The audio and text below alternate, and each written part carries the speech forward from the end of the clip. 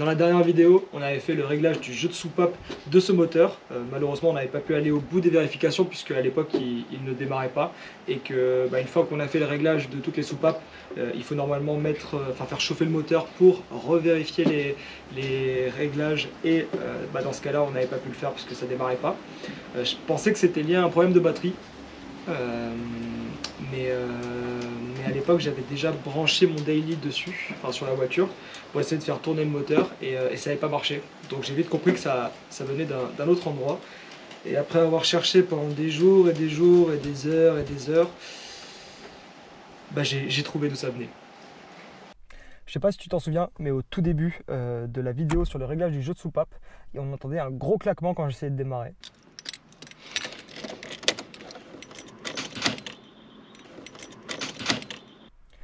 Et en fait, ce claquement, ça fait penser à un bruit de relais. Enfin, ça m'a fait penser, en tout cas à l'époque, à un bruit de relais. Et du coup, j'ai vérifié un petit peu. J'ai essayé de de tester chaque relais que je voyais. Et jusqu'au moment où j'ai eu ce relais là. Donc ça, c'est le relais qui contrôle les clignotants.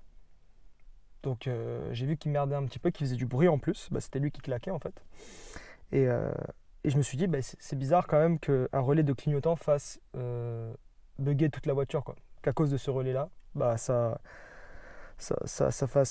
empêche la voiture de démarrer. Au final, je l'ai quand même acheté. J'avais regardé le prix sur BMW, je sais même plus quel prix c'était, ou je sais même plus s'il était disponible, mais en tout cas il y a un truc qui m'a pas convenu. Du coup, je l'ai commandé sur eBay, bien évidemment, sur un site, chez un fournisseur des pays de l'Est, bien évidemment, encore une fois, comme pour le capteur de position papillon. Et je l'ai branché et la voiture a démarré. Mais le problème, c'est qu'une fois qu'elle a démarré, malgré le réglage du jeu de soupape, que j'ai pu vérifier du coup, vu que j'ai fait monter le moteur en température, j'ai vérifié que tous les jeux de soupape étaient bons et en effet c'était bien le cas. Malgré tout ça, la voiture continuait à merder. C'est-à-dire qu'elle accélérait toute seule, elle broutait, comme avant. Comme si rien n'avait changé. Donc j'ai cherché d'autres problèmes, j'ai cherché d'autres sources éventuelles de cette panne. Du coup, comme je l'avais dit dans les autres vidéos, tout avait été changé sur cette voiture déjà. Donc quand j'ai cherché d'où venait le problème, je savais pas par où commencer parce que pour moi tout était neuf. Donc normalement ça aurait dû fonctionner, mais vu qu'elle fonctionnait pas, j'ai dû chercher. Et pour commencer, j'ai trouvé un problème sur la batterie. En fait, les fils qui sont reliés au COS étaient mal serrés et étaient mal attachés. Ça veut dire que dès que je prenais un dodan ou que je faisais un virage un peu bizarre ou un peu fort, en fait le câble bougeait dans la cosse et du coup ça faisait sauter le courant de toute la voiture. Du coup, j'ai dû réparer ça de façon optimale.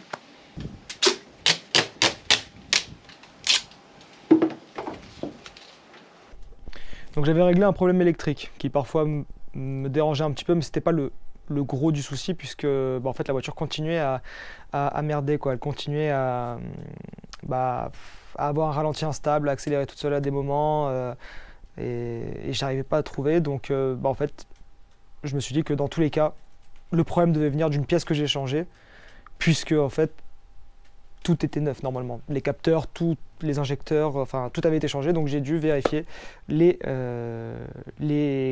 capteurs que j'avais changés en fait, qui étaient neufs, pour voir si le problème venait bien de là. Et en fait, en cherchant, j'ai vérifié ces deux petits capteurs là. Je ne sais pas si vous les voyez bien, c'est les capteurs de température. Donc, on en a deux, un ici et un ici. Et en fait, je les ai testés pour voir au multimètre quelles étaient les informations qu'ils envoyaient au calculateur. En fait, en fonction de la température qu'ils vont percevoir, ils vont émettre une certaine résistance électrique qu'ils vont envoyer au calculateur pour que le calculateur comprenne qu'en fait, la température est de 20 degrés ou alors de 30 degrés quand il y a telle ou telle résistance. Donc là, moi quand j'ai mesuré la tension de ces deux capteurs avec mon multimètre, je me suis aperçu qu'il me sortait une résistance à 14-15. Donc une résistance qui correspond, quand on prend la revue technique, à une température de moins 10 degrés, enfin négative, quoi. Bien plus négative même, moins 10, moins 15 degrés. Alors que le moment où j'ai pris la résistance, enfin les résistances de ces sondes de température, en fait il faisait à peu près 22 degrés, 22, 23 degrés. Donc j'ai compris que ça venait de là. Et ça venait de là parce qu'aussi j'avais pris ces références sur Autodoc, tout simplement parce que c'était 3 fois moins cher. J'avais pris des références de, pas du bas de gamme, j'avais pas pris du Ridex, mais j'avais pris du... Bon, c'est souvent critiqué quand même, cette marque. Mais voilà, j'avais pris du coup cette marque-là. Et en fait, ça ne marche pas en fait. Faut pas acheter ça. Alors, je tiens à corriger ce que je suis en train de dire. Je me suis rendu compte après la vidéo qu'en fait, je n'avais pas monté ce capteur Top Run sur ma voiture, mais que le capteur que j'avais monté était soit un Stark, soit un Bilstein. Donc, je tiens à m'excuser par avance pour ce que je viens de dire sur cette marque.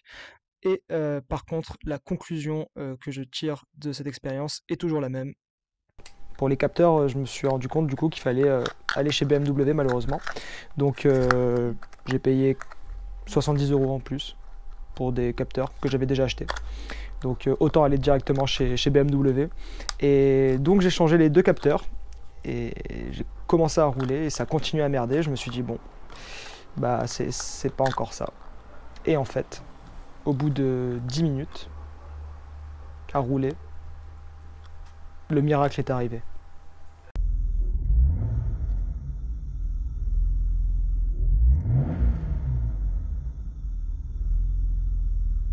Au bout de 10 minutes, je pense que ça doit correspondre au temps d'apprentissage du calculateur. En fait, la voiture s'est remise à fonctionner et à bien fonctionner. Donc, plus d'accélération à blanc, plus de ralenti instable, tout fonctionnait d'un point de vue moteur, quoi. Elle remarchait. D'ailleurs, elle n'avait jamais aussi bien marché.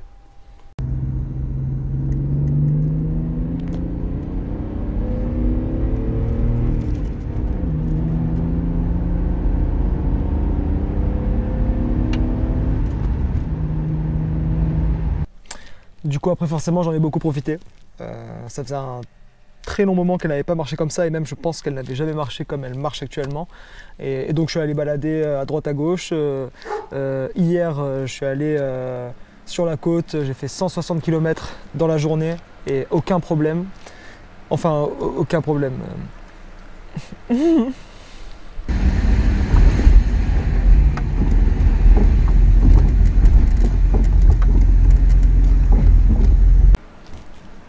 D'un point de vue moteur, ça marche plutôt bien.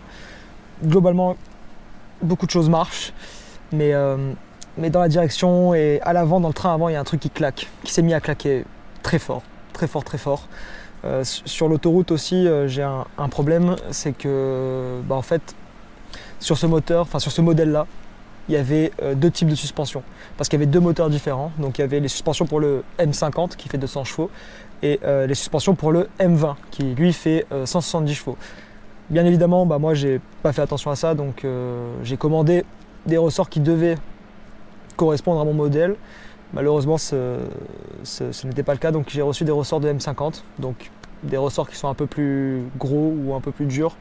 En tout cas, c'est des ressorts qui relèvent un petit peu la voiture. Et donc la voiture est légèrement inclinée vers le haut et c'est pas très joli.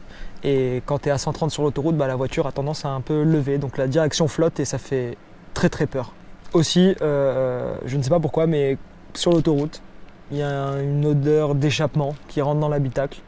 Je pense que d'un point de vue joint d'échappement ou même joint d'admission, il y a quelques problèmes, donc on va devoir remplacer ça. Le train avant, bien évidemment, est à changer aussi. Enfin, il y a quelques éléments à vérifier, mais je pense que ce qui va se passer, c'est que je vais tout changer encore. Parce que si j'enlève les jambes de force, si je démonte tout, j'ai pas envie de le faire tous les 4 matins, donc je le ferai une fois et je changerai encore une fois tout. Donc il reste encore quelques petits trucs à faire pour que la voiture soit nickel et qu'on puisse rouler en toute sécurité dedans. Mais j'ai aussi d'autres projets qui me traversent la tête en ce moment. Je vous en parlerai plus tard si ça se concrétise. Et sinon, à part ça, la Chipot première du nom est de retour.